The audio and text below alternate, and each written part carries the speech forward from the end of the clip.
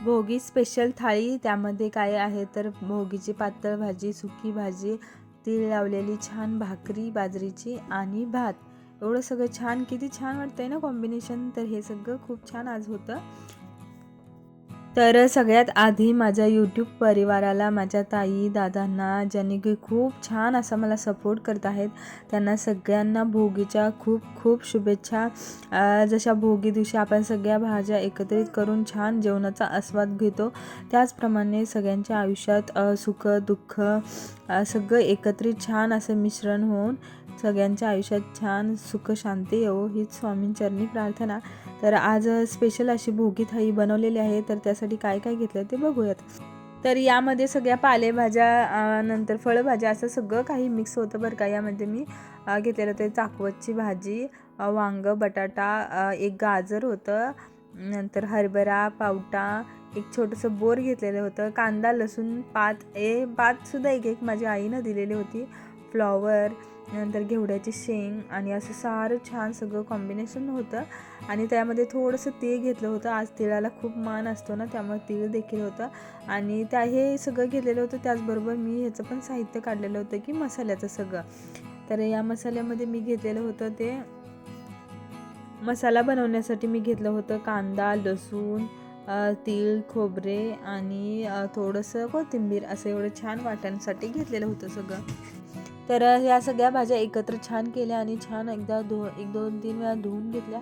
तर हे करायच्या आधी ना मी नेहमी करताना आधी भाज्या धुते आणि नंतर हे करते बरं का. पण आज थोडंसं नंतर धुतल्या होत्या.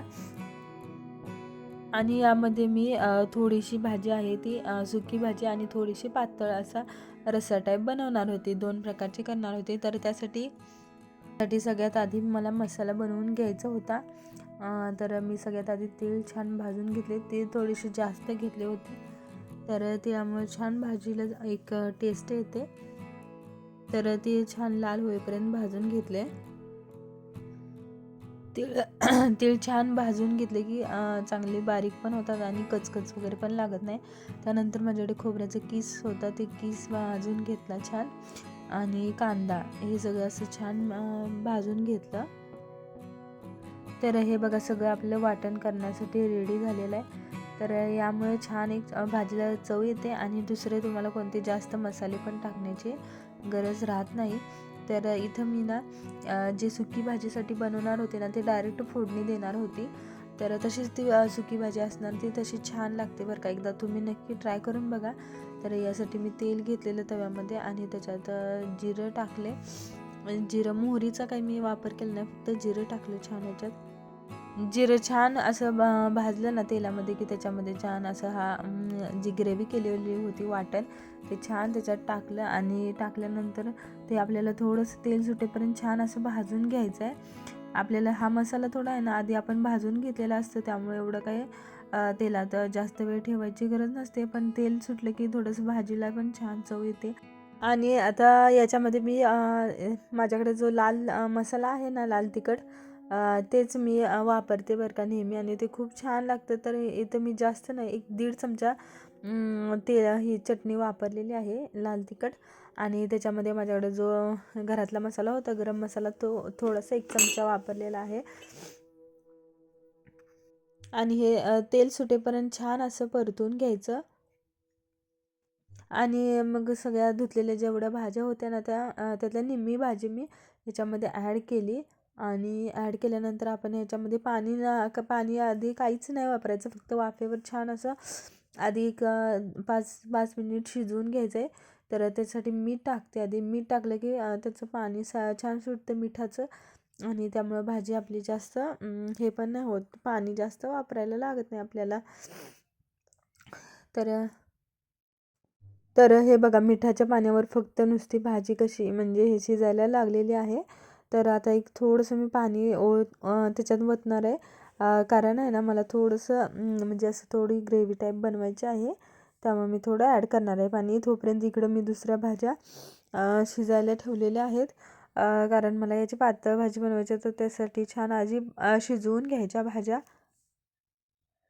तर भाज्या शिजायला मी टाकल्या पाण्यामध्ये. त्यावेळेला थोडंसं त्याच्यामध्ये मीठ ॲड करायचं आणि मी शेंगदाणे टाकलेले होते ते पण छान टाकून घेतले. तर त्यामुळे मिठामुळे काय होतं, भाज्या पटकन छान शिजून पण येतात बरं का. तर इकडं माझी ही भाजी बघा, सुकी भाजी एकदम छान अशी तयार झालेली आहे. थोडंसं ग्रेव्ही टाईप म्हणजे खूप छान असं इकडं बघा माझी छान अशी सगळ्या भाज्या पण शिजून गेलेल्या आहेत.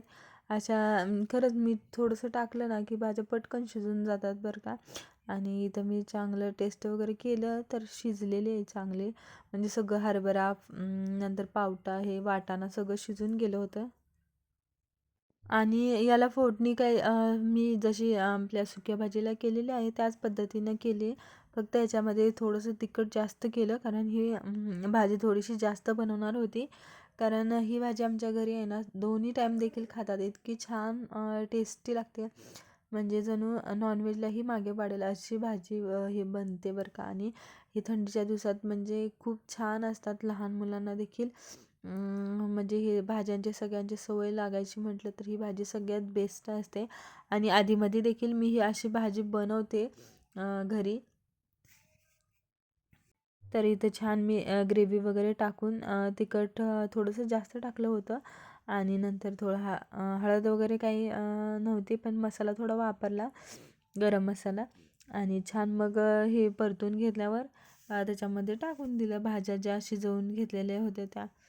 आणि असं पण म्हणतात की भोगीची भाजी ही किंक्रांती दिवशी थोडी तरी खायची असते, म्हणजे भोगीची भाजी आणि भाकरी थोडी तरी ठेवून असं संक्रांती दिवशी खाल्लेली खूप चांगली असते असं म्हणतात. तर हे बघा मी कढई भरून पूर्ण असं बनवणार आहे भाजी.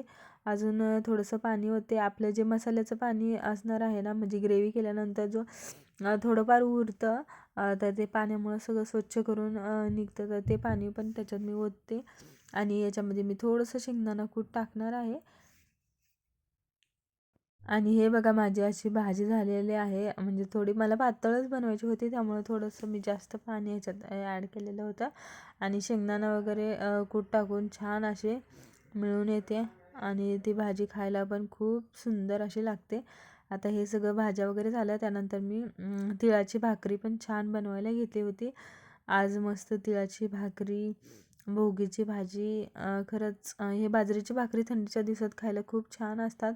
आणि मस्त अशी माझी थाळी पण त्याच्या निमित्तानं आज तयार झालेली होती. तर हे बाजरीची भाकरी आणि भोगीची कॉम्बिनेशन हे कधीही बेस्टच, आणि ते खरंच खूप आवडतं मला. तर तुम्हाला देखील ही भोगीची भाजी आवडते का, मला नक्की नक्की कमेंट करून सांगा. तर बाजरी आणि तिळामुळे उष्णता जास्त वाढते, तर थंडी आता खूप असते, त्यामुळे आपल्या शरीरात थोडी उष्णता निर्माण व्हावी किंवा यासाठीच हा आपला पहिला सण असतो, वर्षातला पहिला सण.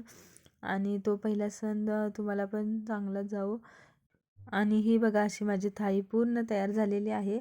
म्हणजे पातळ भाजी, सुकी भाजी, भाकरी, भात सगळं असं छान होतं. आणि मग नंतर देवपूजा वगैरे करून छान नैवेद्य दाखवला आणि त्यानंतर मी पण छान जेवायला बसले. आणि दोन्ही पण भाज्या अशा A1 झाल्या होत्या, म्हणजे खरंच खूप छान झाल्या होत्या. मी माझंच कौतुक करते. तर तुमची पण भोगी कशी झालेली आहे, कशा, आणि ते नक्की मला कमेंट करून सांगा. भेटूया नवीन व्हिडिओमध्ये, तोपर्यंत बाय.